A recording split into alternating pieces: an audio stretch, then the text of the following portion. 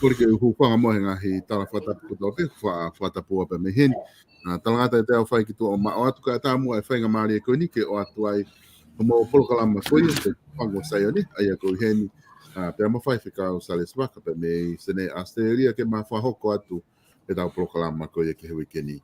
E whatawa pe ka inga kuongo le rei atu pe tau whaho aga te imo tau ki a pina.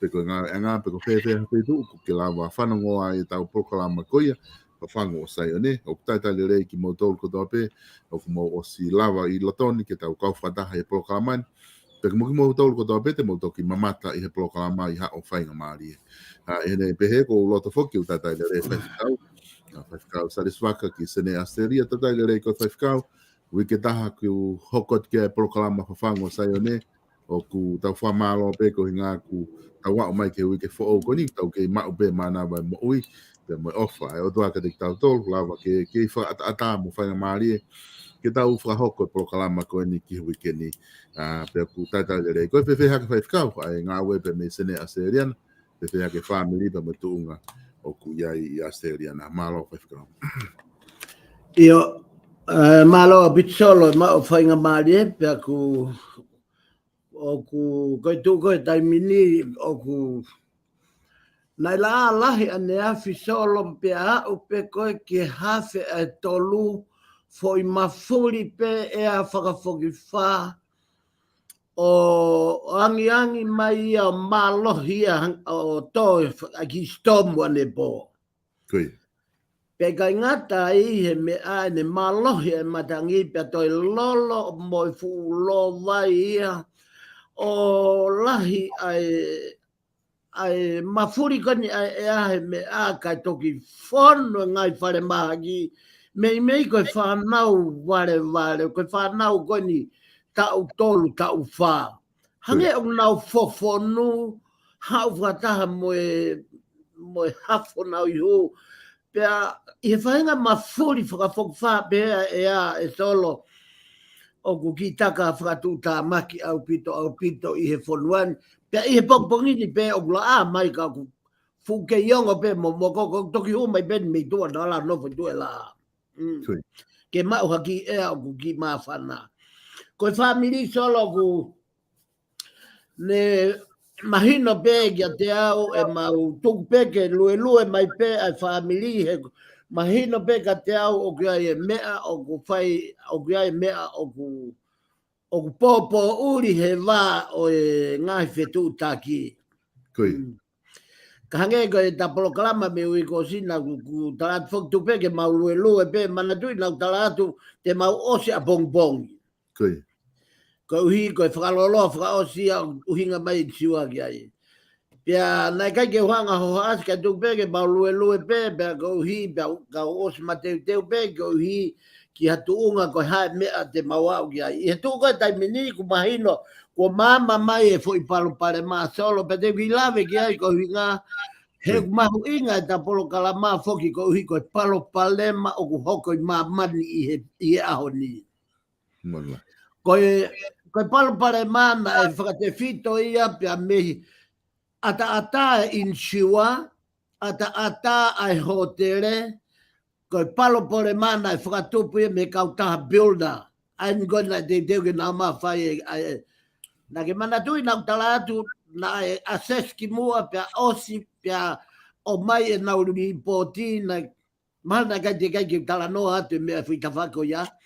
Pia o me nau ripoti ko nau tari pe panga tol mano ke whaia ke whaleleo e api. Koi. Pia nau whahu mai rewa ki foi whakakau whakawave pe nau tolu. Tala mai sai pe ka pau te mo kumia ka taha ke pa kai pa mo hanga pe o mea pa mo kesi e mo tolo foi panga Koi. ai ko foi tai mia ko na hu mai e te volo os pe ko ya na fu mandala pe ta tu reva ka na tolo o se glawe u doi pas pa talanga na tolo fa more o kui kai ke a krui ke panga tolo mano pa ko noa o ko firma I reassess ke mo to e o mi o fai ha to reassess to oa ko no hinga ke ton ho mo whakafufua. He ka pau he kai ke mo ton ko hinga e mau to e fuoloa ai ko hinga ia na kai to whakaloloa ki mato e nsiua ko lot mamahe ka ko hi ko lot mamahe ka tahalanga o na report ke nsiua. Koi.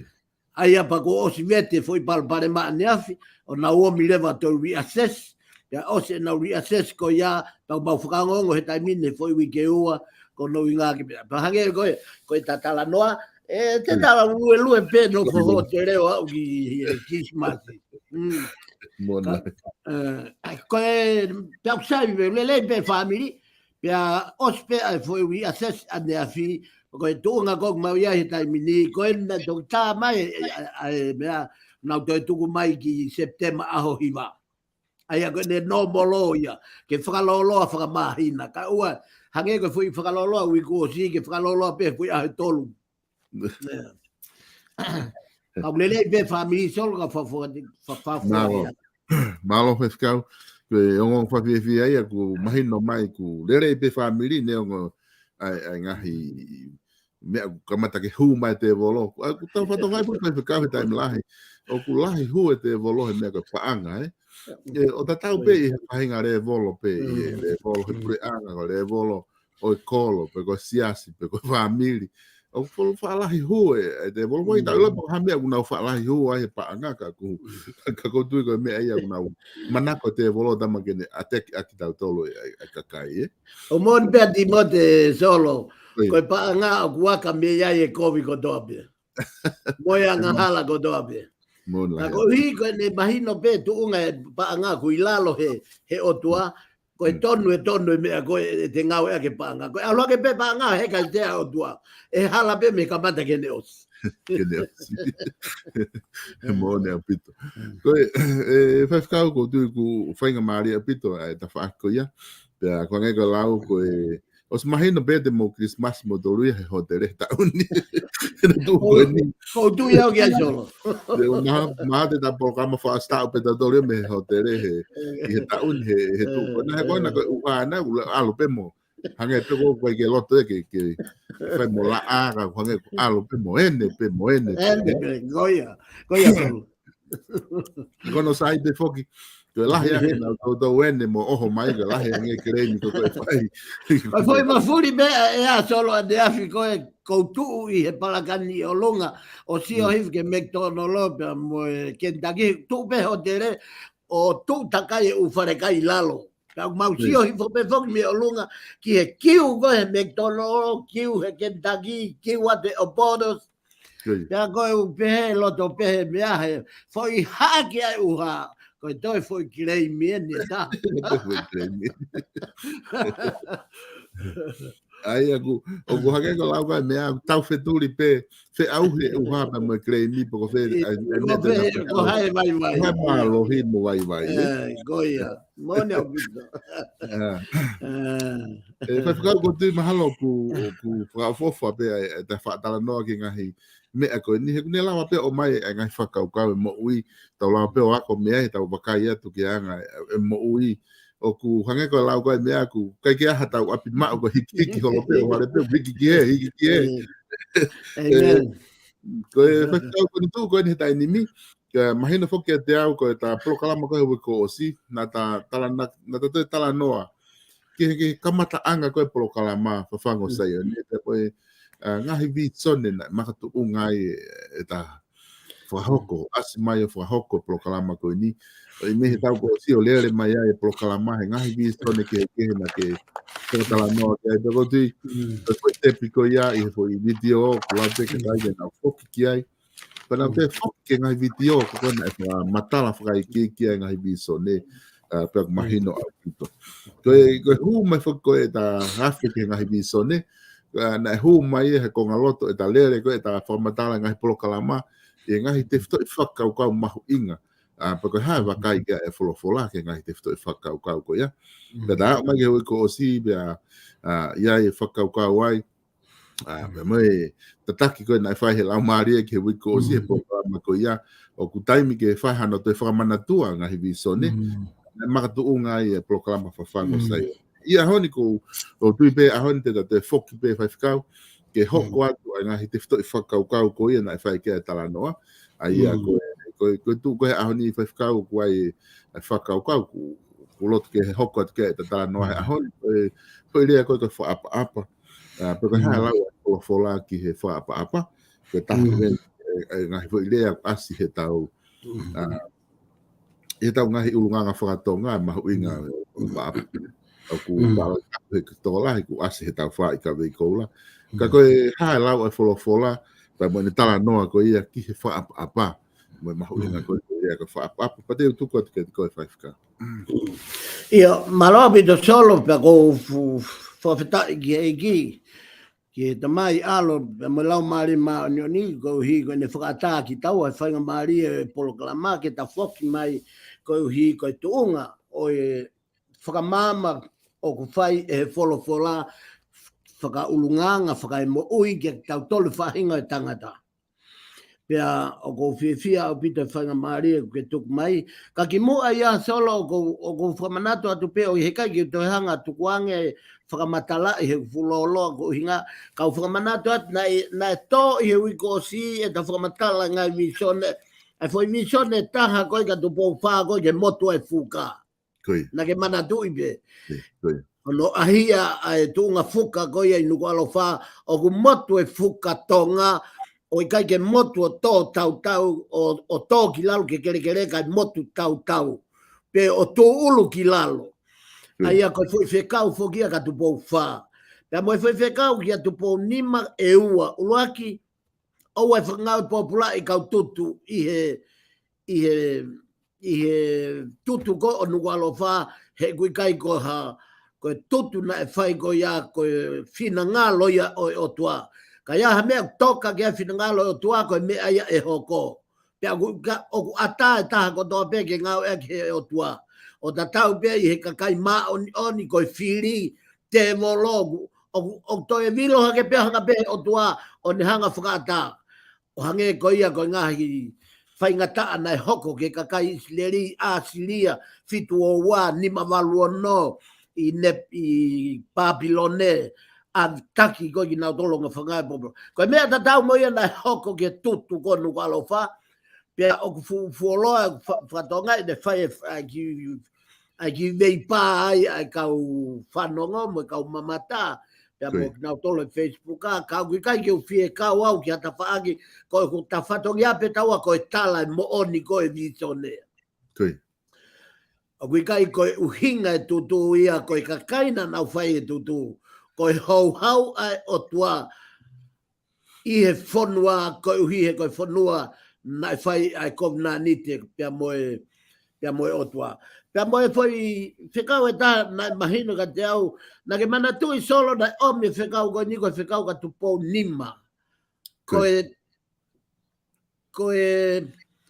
pau koe tui o kui kai koe tui moe pare mia, koe tui moe palofita. He koe uhinga ia no taipe koe a tonga ki mo isileri ke pureanga o tua. O kupau ke ia e palofita ia i he kuonga ko toa pe.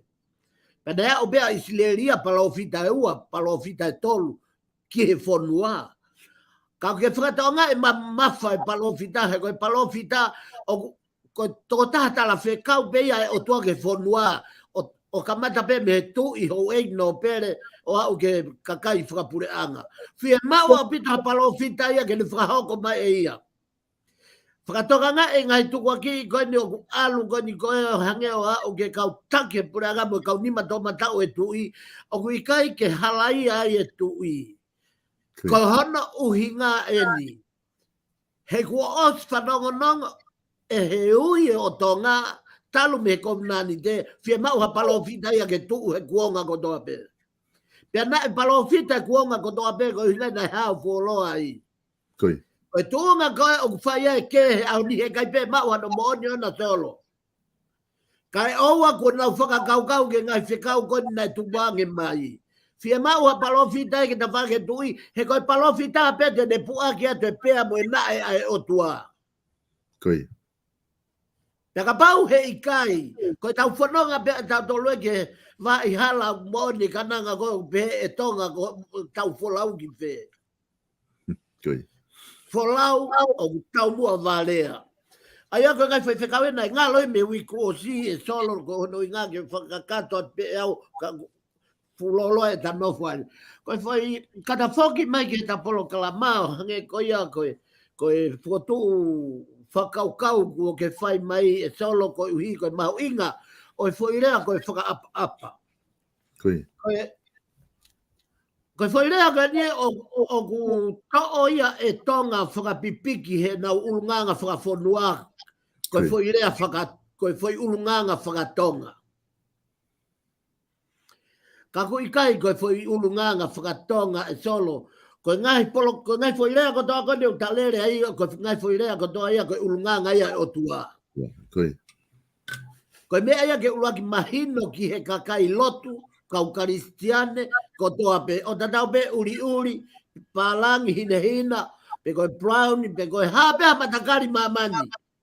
Ko e tohi tapu, ko ia foundation, ko ia ai makatuunga, o ku tuu ai e ulunganga whakawhonua bei maman.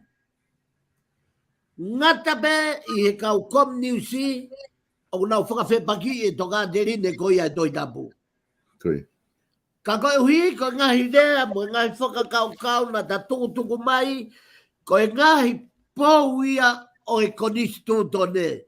Ka o ku toe pe fo i rea e ua, pa ta whoki rewa o langa e fo i whare koe, o kui koe konistu tone.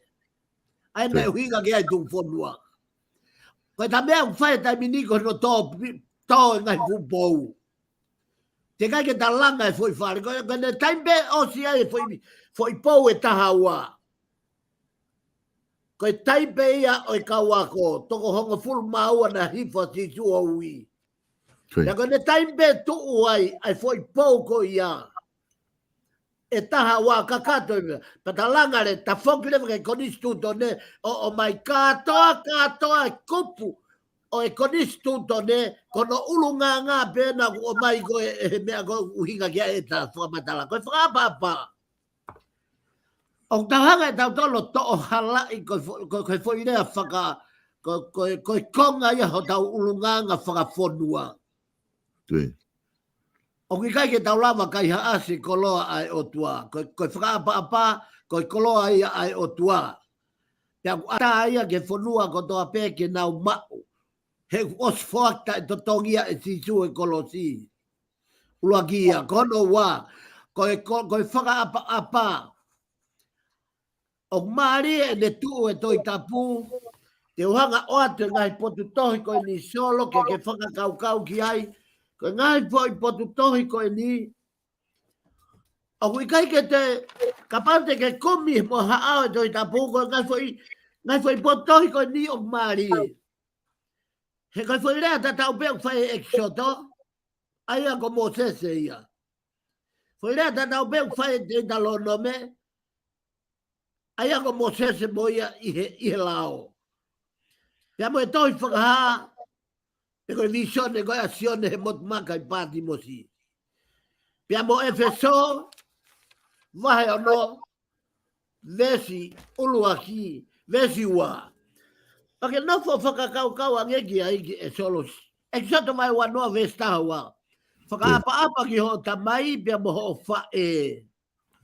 Koe uhi ke lahi ho ngahi aho, ihe kere kere. Aia e whaki kia te koe e sihova, koho otua. Whakatonga i ake solo. Ta sio taua ke folfola ko hi, he koe e whakaapa koe whoirea ia ai otua. Ka ke whakatonga nga i e kou kai ke kamata ia he otua, kai talama ia he tohi tapu, kamata koe ho tamai mo o whae. O ke whakatonga i ne maari e. Koi. Ka paurema koe mea ofa e otua, te tonu ke pehe, tau kamata he otua e whakapapa. Kai maari e mafuri e tohi ia. Talamai e he tohi ia, a paula, i he tohi ia koe a mosese, i he tohi e soto, vai wanoa vesta, wa whakapapa ki o tamai mo o whae, koe hui kai lahi o ngahi aho i he gere, aia e whaki kia te koe e sihova koho otua. Te talo no me vai nima vesta hao no. Ko te whairea ta tau pe o whai. Ia te vida lo no me vai nima vesta no. Po tu tohi kehe, vahe kehe, vesi kehe, kai ompe fo i rea ta tau. Te talo no me vai nima vesta no. Whakaapa ki o tamai, maho o whae. O hange koe tutu uni, koe e sihova. Koho otua. Koe uhi ke lahi ho ngahi aho, pia koe uhi ke tu maari i he kere, o ku whaki at kia te koe sihova koho otua. O ki hanga whakatonga i ange solo. Ai mea koko uhinga ki ai. Pe koe hae uhinga mea pehe ai. Koe ngai foi potohia i e folfola, o tala noa pia ke tamai mo e whae. Pe te taulawa re vai, o sio ai ke mea koe ni. Ke mahu inga mea koe ni, aia koe efeso, vahe ono, ta koe vesi wā.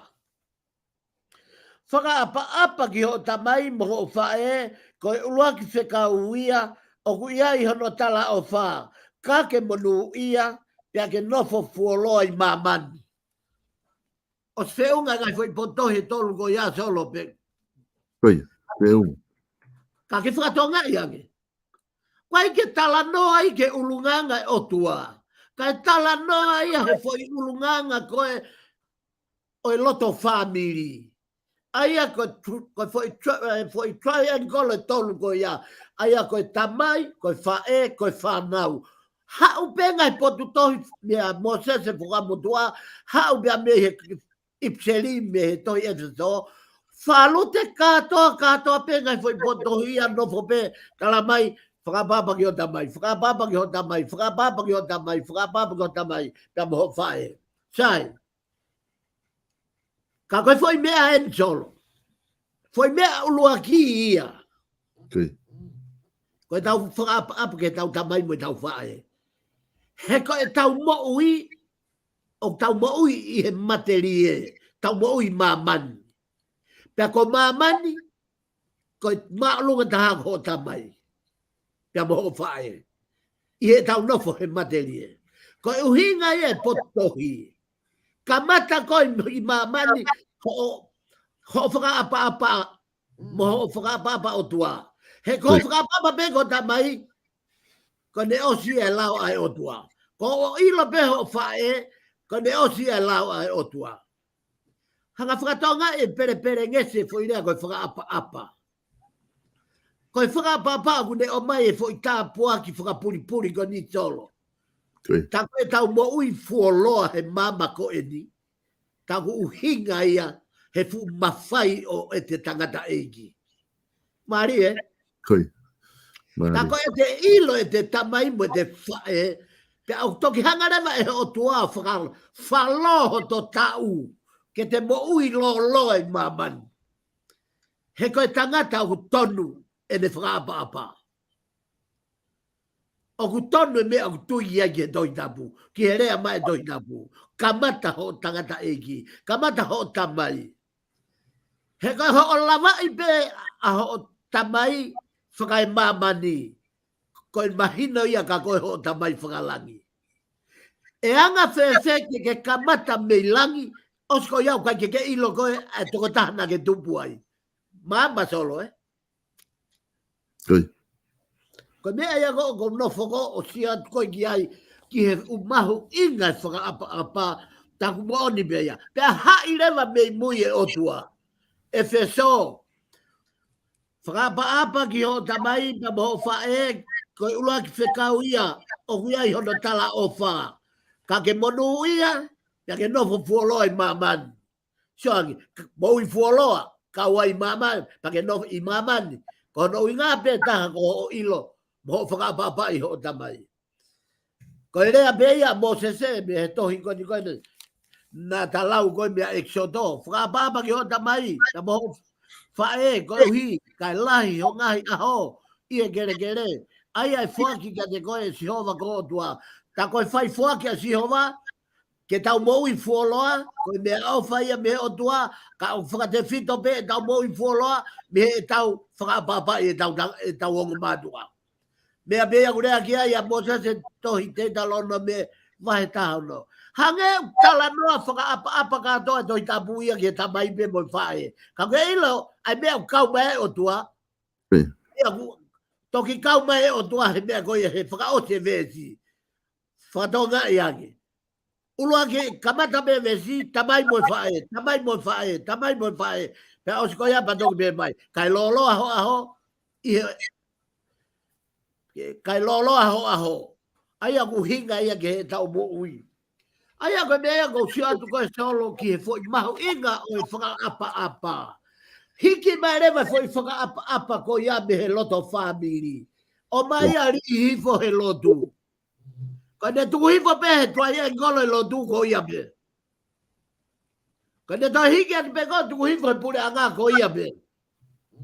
Ka ne ta hiki atu pe ko tuku hifo he sosa ia te fonua ko ia me. Ko ia tako whielau e kai ke lahi. A hatu ngā oe ake whakaapa kai tō kanga pe ki he mo ui e family. Ko e tamai, ke ilo he whanau ai nau tamai. Ta koe nau whakaapa I me nau tamai whakai mamani. Ko e ne mama mai ia e tau tamai whakalangi. Kia tau tolu kotoa I mamani. Ko e whanau ki tau tolu ai o toa. Tolo kai wholoe ku whamanaranga. I tau pia ke. Maria pito fai fikau e whamatala ke whai. Pero tiu mahino a pito ai tala noa ko ni ke whaapa. E ko tiu ko taha e ni ai whai whakau e whai fikau ku hunuki ma ope ia pia I he ngahi loto whare lahi e tau tolu ko ni ka kaitonga. Pia kau pe mo kau muri ai. I hono tala noa ai ko ia whaapa. Ka ko Maria ia he whakau ko ni ko ki hanga o mai. Ko ngahi vesi kotoa ko ki hanga tuku mai whai fikau. O ku nau hu taha pe ngai whakaapa ko ia ki he tamai mo whae. Ai ko kamata anga ia ko kamata ia me api ai e whakaapa. Pea ku tau tui rewa ku ai hono makatu unga. O ku hai taimi puke taha ia whai whakau ko mahalo pe koe anga whakatamai ki pe koe kai ke te fuma usia. O hai taimi taha ia ku whenga a tokolahi. Whenga tau tolu ia. Ke tau alu tolo whakaapa dai mo tau alu ai ki ha whahinga hawhanga. Tau toki whai tole whakaapa mo puno mo hafua. Ka no foi api ia koe ke whai whakaapa ia ke tamai mo whae ke fu whakaapa pehe e. Ai e mahalo ku ka kautui mahalo koe ka ngai mea koe palapare mabe koe tono no pe ia. Ka koe lahi taha ia ku o silo. Ko ni tu koe tai ni mi whai whikau. na mau nai tau apa ko he tauanga whakatonga ko no hiki fu mai ai me fola pe ko folo pe na osia pe whakatonga ia ki mua ke tau tala noa ko hau ko Kristiane ki tonga. E solo ko historia Kui. na takta tau i peho no tua famili. Kui. Pia na tau whakaloto whare a tonga. Pia na tau au ke tu unga ko nofo i he vao tā. Nofo ake mawhai e vao tā. Kui. Pia kui kai ko tonga pe solo. I he historia mamani mea tatau pe ko hoke nai hoke Amerika. Mea tatau pe nai hoko i Nusila. Mea tatau pe hafonua pe mamani ko kamata anga pe ia. Ko mama ko tohi tapu solo. O mahino ia. Kui. Ko whakaapa ko koloa fufu ia ai otua. Kui. Pea ko whakaapa ka pau na kai ke ulo mai e mama e lotu. O te kai ke tau mau e tau tolo e fui mea ko whakaapa. Kono ke en solo te mlame kono ke he ko i. He kuhange ka tau ho whehui. O ke whehui he fui tua ngata anga koe mama e lotu ka kake o ke whehui mai he foi tawha ki mui. Kui. Koe taimi koe ki mui, koe kuonga whakawao tā ia, koe kuonga ia whakapo uri. O ia i lahi apito no ngai himi, o asi ki ai whakamatala, whaua tolu, whanongo ki e tangi a si intia mo si aina toko lahi. Kai kehe, koe taimi ia o e whakapo uri. Koe whalea koe whakaapa. Ka pauna i ai ha whakaapa e kuonga e whakapo uri. Koe huelo pe ia. Koe mama mo nia. Ni mafitu noa e himi. Si sugo koe pe ai mama mo nia. Whaahinga poto kehe ko huelo ia. Ka pauna i mui i e tua koe o e lot whakaritiane. Koe kamata pe ia. Hange ne asi koe e fetu aho. I he huma ia son baptaiso. O pehe he kauririu toi tapu. O kua ofi ke maa aho. He kua kailanga ki e son baptaiso ai huelo. Ko son baptaiso ko e huelo ia oi aho. Pato ki hoko mai rewa e ulo e laa ko sisu ka laisi ia. Kui. Koe whakaapa o whakaapa pe mo kau India. O whakaapa pe mo kau tauhi aitori. O whakaapa pe mo ka kai yanga hala. Pea koe taimi koe o tau uhinga i ai. Uhinga i lea. Motua i lea. Koe taimi a kuhala e tau kehe. Ai o tau kawe ia e whaai e taha koe whakaapa o e lea ke tui. Kui. O e lea ke kau hou e ki. Koe mea ia kui ko no uhinga i. Hanga na tolo uhinga i e ta i lea. Kai ke no hanga uhinga i. Ai original i lea pe koe motua i lea. Koe tonta hanga pe ia. Ai koe harewa foi uhinga ko ia. Toi tapu. Koe ne uhinga i pe e toi tapu e ne folofola. Koe ne mama kato ai ai umalae. Malae sainisi, malae sosiale, malae politikare. Koe wheha malae. Ua pau ke tawafo kato ai ke toi tapu. Koe uhinga ia solo i ta POLOKALAMA. He kai ke whaiwhaiange pe whakalongolonga tonga kai oua kuna whanongo ke toi tapu. He koe toi tapu kia hano iwi pe kia hano malohi. Koe mama e whakapapa ia solo. Nai toki mooni pe ia he hake e lot whakaritiane. Aina e ase fufoi. Eli toi mo ui. Ulunganga i mo ui ko ia. Pia mia tupou uluaki. Koe ne hanga tukuange hono mawhai. Koe ne hanga tukuange hono iwi toa. Koe ne hanga tukuange hono poto. O ave ki he otua. Ke whakahau ngai. ai fuuivi mo mafia o tua kuna fetaulaki i e fonga e ne taki e fonua. Ko e whaka solo. Ko e he lahi mo longa ataha atonga he ahoni. Ko e na uhinga halai ai whaka Aia ka na uhinga e nau tolu. Ave e nau toi nau whaka ki e tui. Ave e nau toi nau whaka nau tolu ia ke kautake e pure a ngā. Ka koe whehui. Alo kamata miho tangata e ki moho whae. He ko lava i peia. Koe ne tonu ia ke tui. Koe ne tonu ia ke pure a ngā. Koe ne tonu ia ke siasi.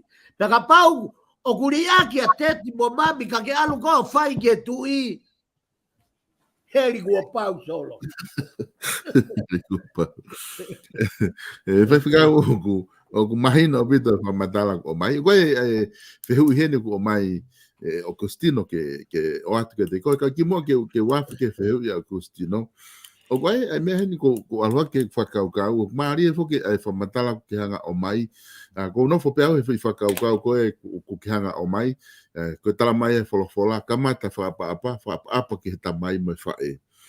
O nata tala no ki tau fai fikau ke ngahi te fito i lea ki mua hanga ko mo oni ko fa mau to ton o ku ai no ngai ko ngai ni o ku mari ka kau he ku wakai ki ai ko fa apa ko ngai fo no ala hi fo kan ko si aina o ku nau ki hu mai na do mo se apan o nau fa ha na fa apa ko nau ki puno ko nau ki ha pe ko tu o ki puno na ulu ki mua ki taki ko ia pe nau lu ereva ko tau tol fo ka ko unga ku o ngau e ni hia ai fa apa he time tau al ki palasik tau totolo i he mea totolo atu he fariki ko ha uhinga ko e lava be fa apa ke tau pe ko fa apa ke tamai me fa e ko o lava be ta ke ne ko o fa ko fa apa pe ko ha fa inga talango fua ko fa apa ko ha no ai foi idea to tonu te tau pe he ko te fai pe ia ko te fa apa ke te mai mo te fai.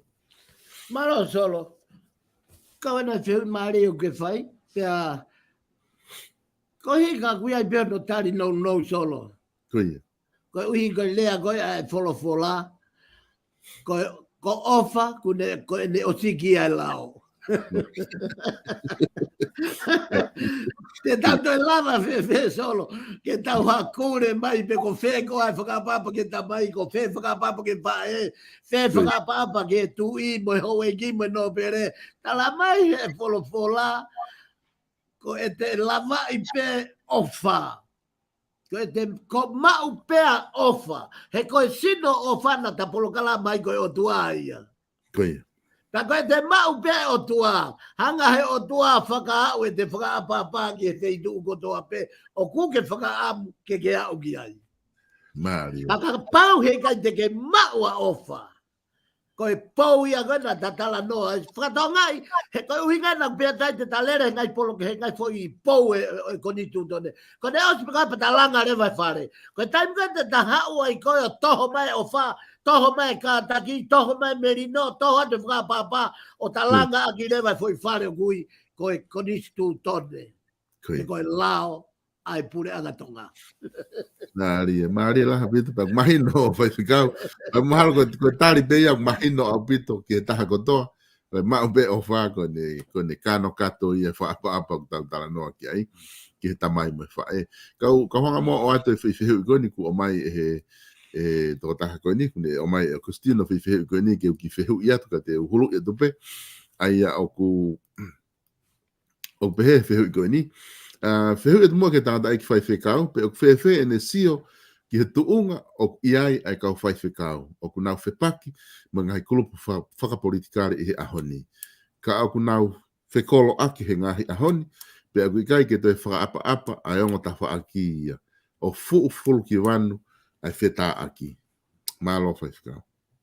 Ia, malo bito e solo, pia koe whihu I loloto ena, pia koe whihui koe na fu hanga tonu.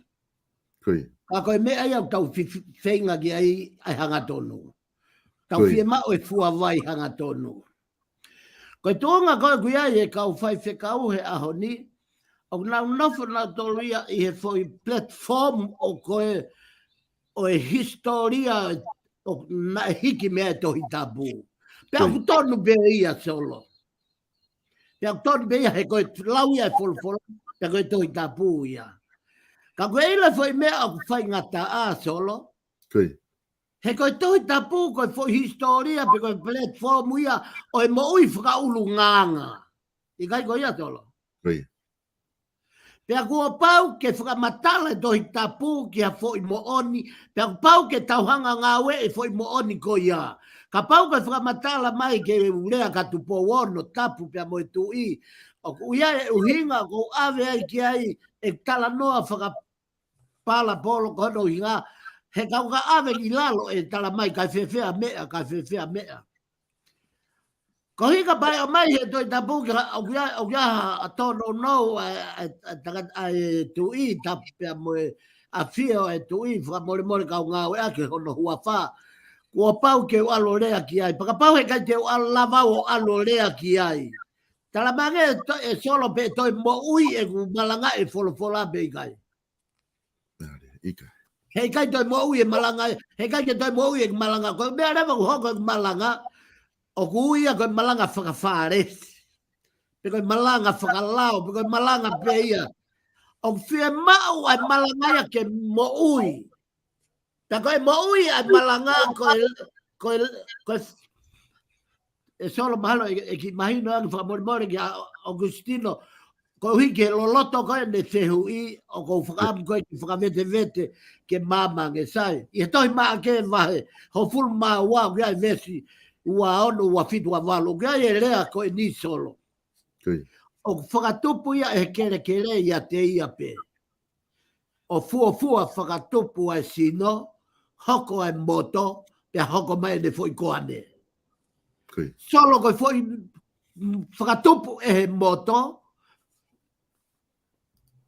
pe whakatupu mai rewa e he moto ai ke foi koane, pa ke whakatonga ngai ukai koha foi o kai koa foi mea ke wheto o ake o vare pe foi koane pa toki moto. Kua pau pe ke moto, whakatupu mai a sino, moto, foi koane. Kua mea koe malanga. Ka pau o kute malanga, ta te ria ke valoki. He koe tohi tapu, koe ulunganga tohi tapu koe valoki e angahala. I kai koe ia? O kui kai ke toi tapu ke valoki e o tua mo e ne maa oni. Koe toi tapu, koe valoki e tangata mo e ne angahala. Pea mo ui rewa, pea koe mea ia kui koe mo ui e toi tapu mo e whekau. Pea ka pau o ku te malanga i e kita pe atu, lolotonga o ku ilo le rei pe kau whai whekau, o ku kei tila pe ai no pere koe. Kai whetau laki pe mo ia, tapu mo koe no pere. Kai kia o hia au e whai. E solo. O ke whakakau ake. Koi palpare mai kuhoko e tonga he ahoni. Ko hono miri. Mono pōpō ki e angahala. Koi kuonga e lau maari e na koutou rea aki. Hei kaito iai ha o mawhihunga e pūri. Pea ko ene mo ui e tohi tapu. Ke valoki e angahala, pia koe mea ia kui koe ofa whaka otua. Sai, ka pau e sivi, a e tuu, pia sivi pia moe patoa, pia sivi pia moha to e kulupu e kau no pere. Ko hai o ku ofa mo oni he tui. Ko e kulupu kai o ku nau valoki, nau ngā ke valoki ke tui. Ko e lau koe toi tapu koe ofa mo o nia he tui. Ko ia koe walatia miri mo mohi e tui, mo hiki e tui, ko e kakai whakatū tā maki. He tena hanga o whakapongi e tui, mohono pureanga.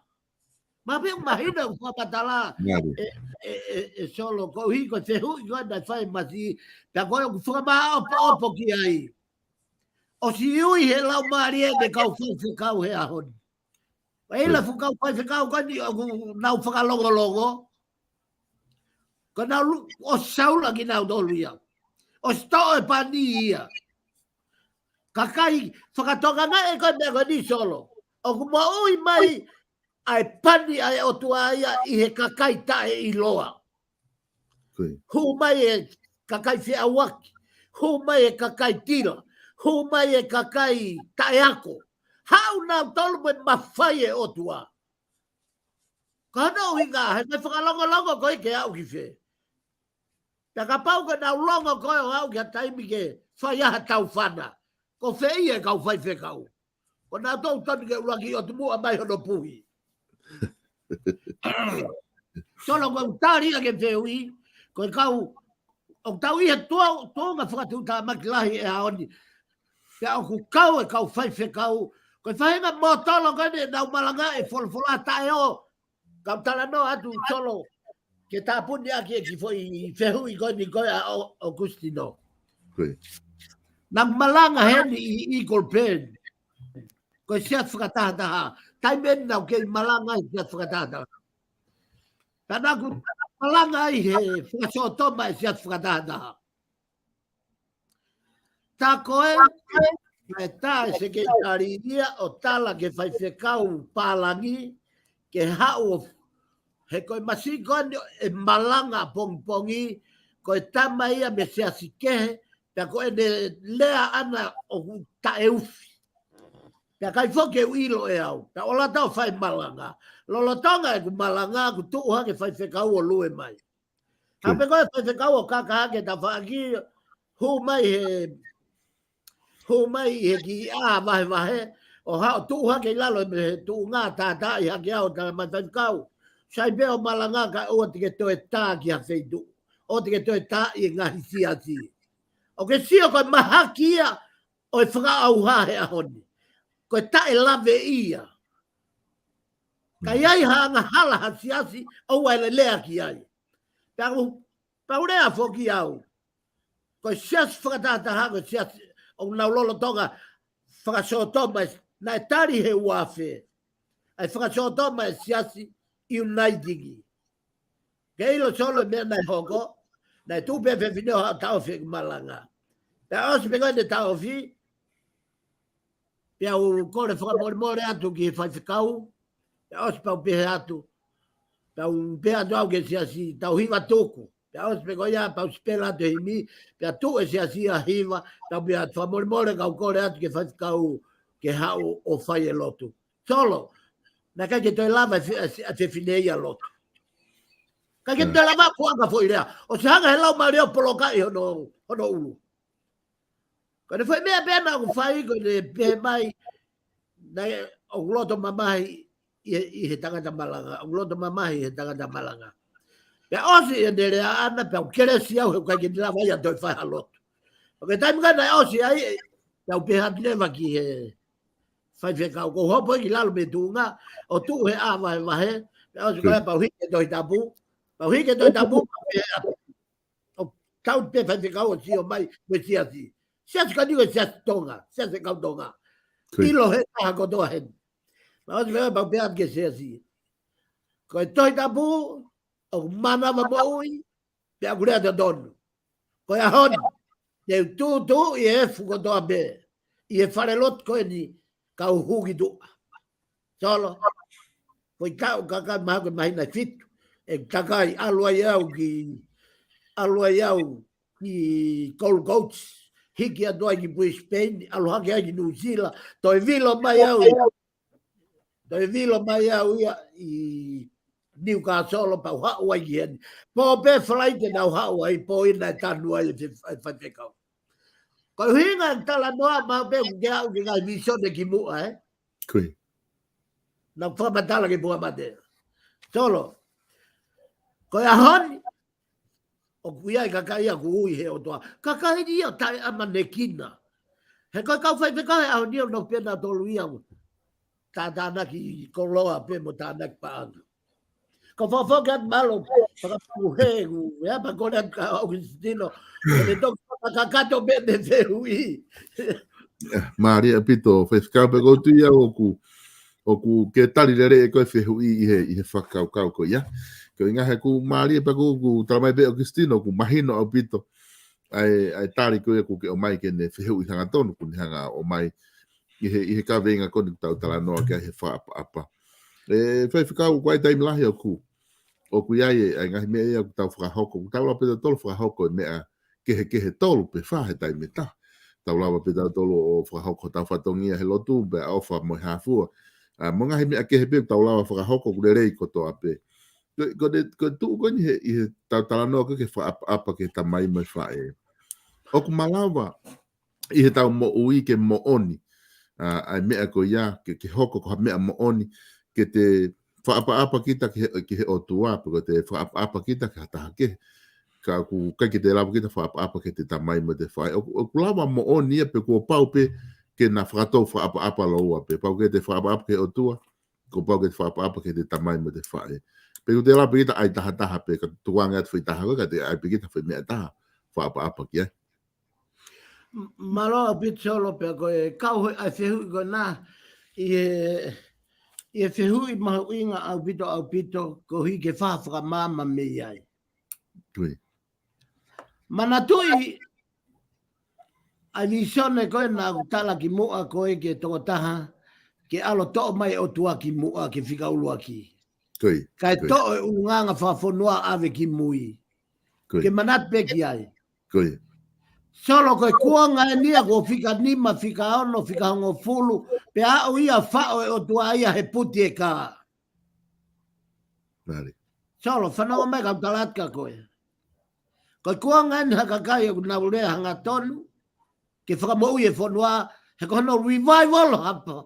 Ha mo ui, o tatau pe mo i whakafoi tui, mo i whakafamili, mo i whakafonua, mo i whakapureanga, o kuia e kakai nana honga whaiva, na e mauivi ke na honga revival, whafo na e whakafo a pitania e Shone Wesley.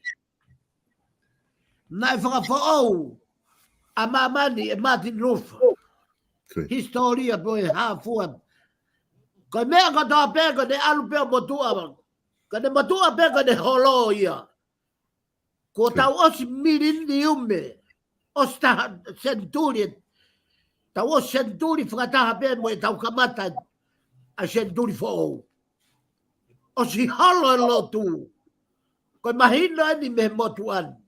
Holo e lotu, pe koe ne holo pe lotu. Koe ia foundation ni. Koe ia magatunga. Aina pe sisu. Hei kai hatoi magatunga te kuo ai, kuo mou ai. Ke mou ai, ka koe magatunga kuo toka ai. Ko sisu kalaisi. Peko sisu kalai se makatuunga kotoa mea kotoa. Whakawhamiri, whakafoitui, whakafonua, whakapureanga. Kone makatuunga mea sisu. Toko taha ia hao. Toko taha ia moui. Toko taha ia.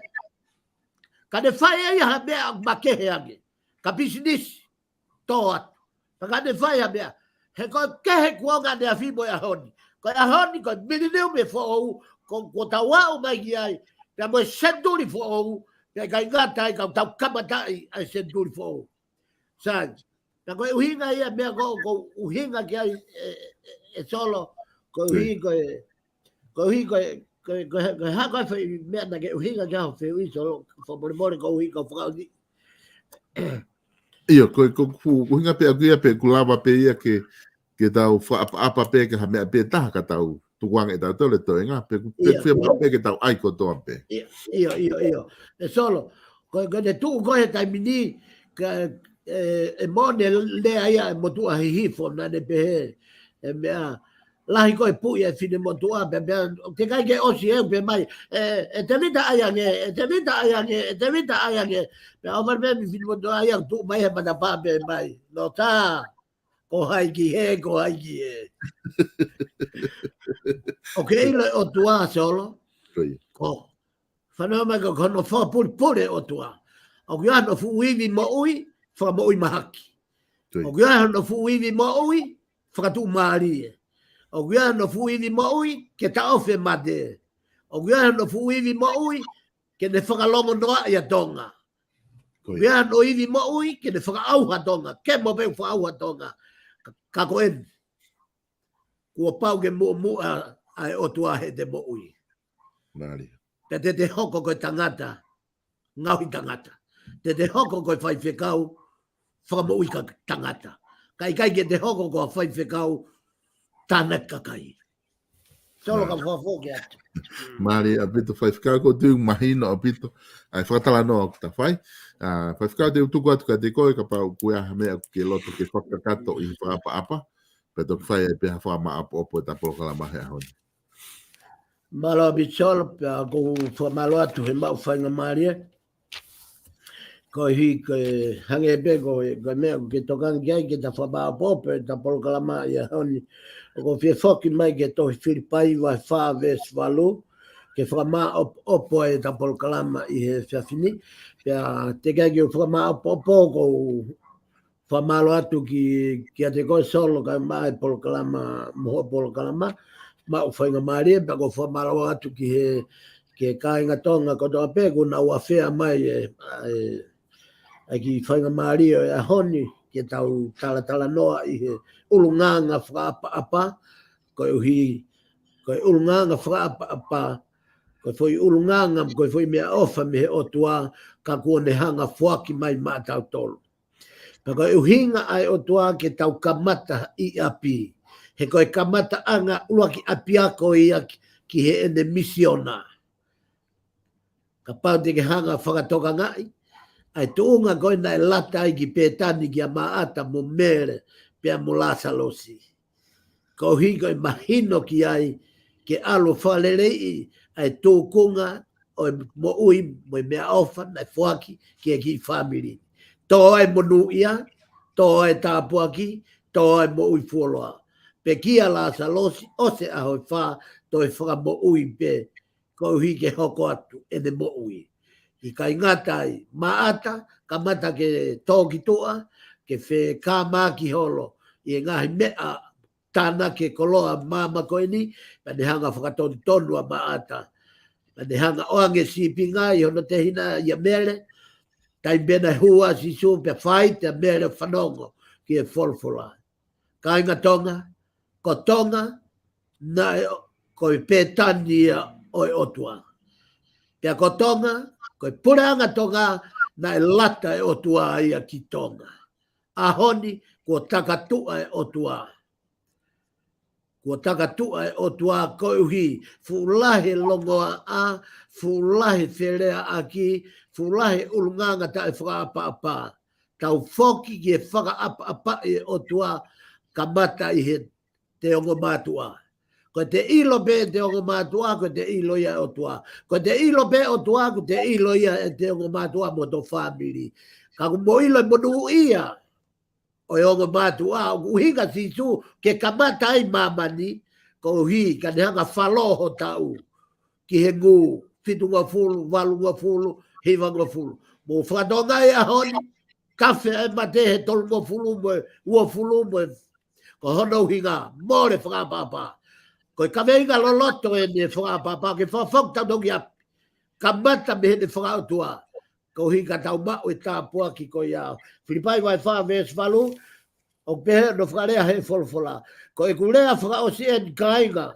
I longa ngahi mea moni, i longa ngahi mea o totonu, i longa ngahi mea o tau, i longa ngahi mea o maa, i longa ngahi mea o whakaufofa, i longa ngahi mea guagonga lelei io, koe ulunganga lelei, koe whaka apai, mo whakamalo iai, pia mo tokanga ke ngahi ulunganga ko ia, koe hui kai tolonga i whanua mo i pureanga, mo i whaka ulunganga whakawhanua, kai amo age, ai lolo fia mai e tau tamai hewani, i ngahi tāpua kotoa pēne, he kono ofa anga, ai pureanga tonga. Solo, ko ofa atu ki he tokotako toa pēna tau kau whatai Polokalamani, kau whakafoki atu malo o pito. Malo pito, pai whikau wha malo lahi atu, i he lawa lerei e Polokalama ko ia ahoni, ka mai kawe inga mahu inga ko whai kia tala noa ko whaapa-apa, pa malo atu e kainga ko toa pēku mo mui mai i he Polokalama FAFANGU SAIONE, pa mo te whakawhi atu pēka tiki moutou, i he Polokalama taim tatau pēu i kahau, ka mo mea.